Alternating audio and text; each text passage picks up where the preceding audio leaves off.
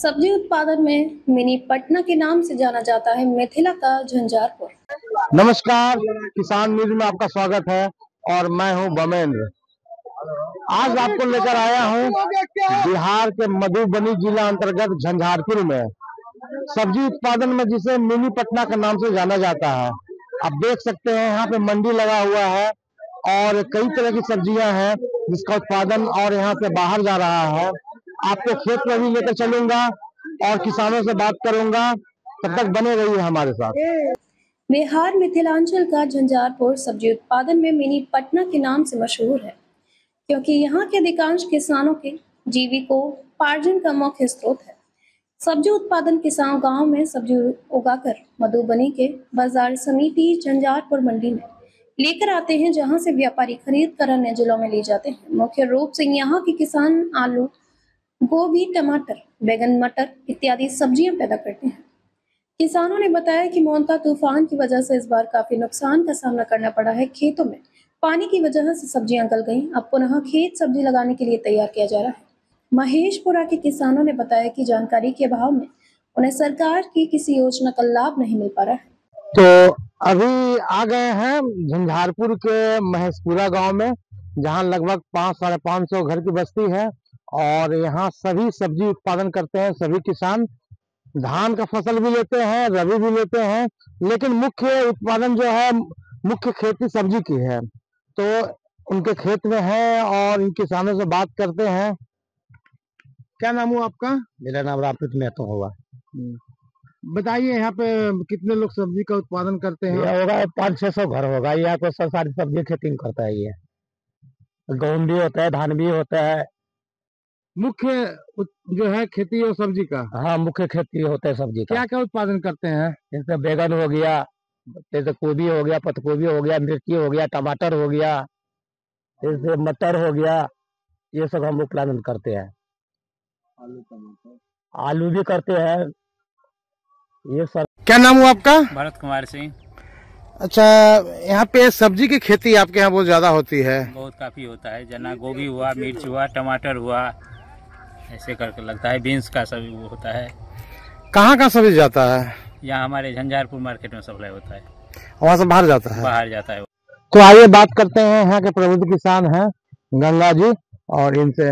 हाँ गंगा जी, बताइए, यहाँ पे जो सब्जी की खेती होती है मिनी पटना के नाम से जाना जाता है आपका झंझारपुर। यहाँ जो सब्जी का उत्पादन होता है, इसमें बहुत सारा सब्जी होता है। तो यहाँ अलग अलग जिला से, जैसे प्रखंड से यहाँ व्यापारी लोग आता है, यहाँ से खरीद करके ले जाता है, अपने गांव देहात में हाट बाजार में बेचता है। जैसे सुपौल जिला जाता है यहाँ से सब्जी, यहाँ से मधेपुर जाता है,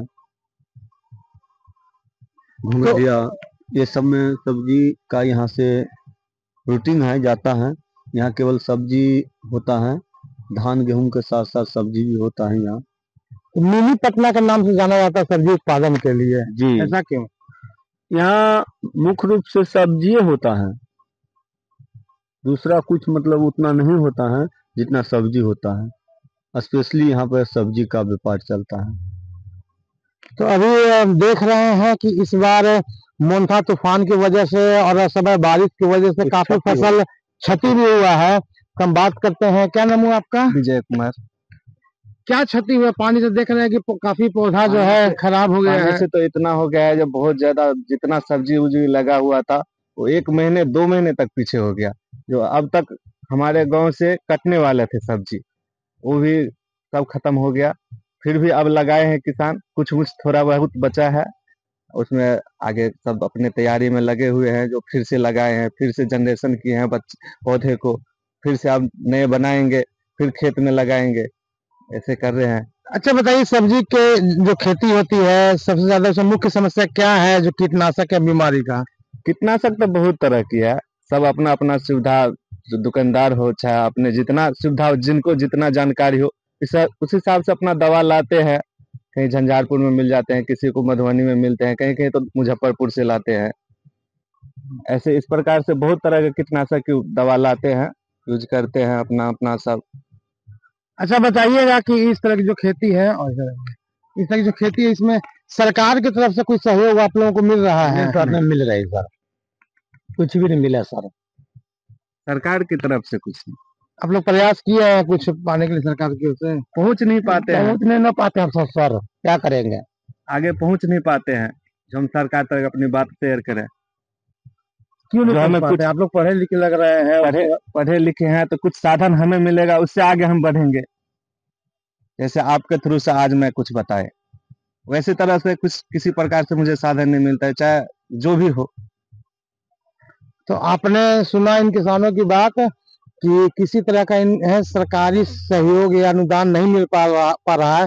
हालांकि हॉर्टिकल्चर में, उद्यान विभाग में ड्रिप इरिगेशन का प्रावधान है।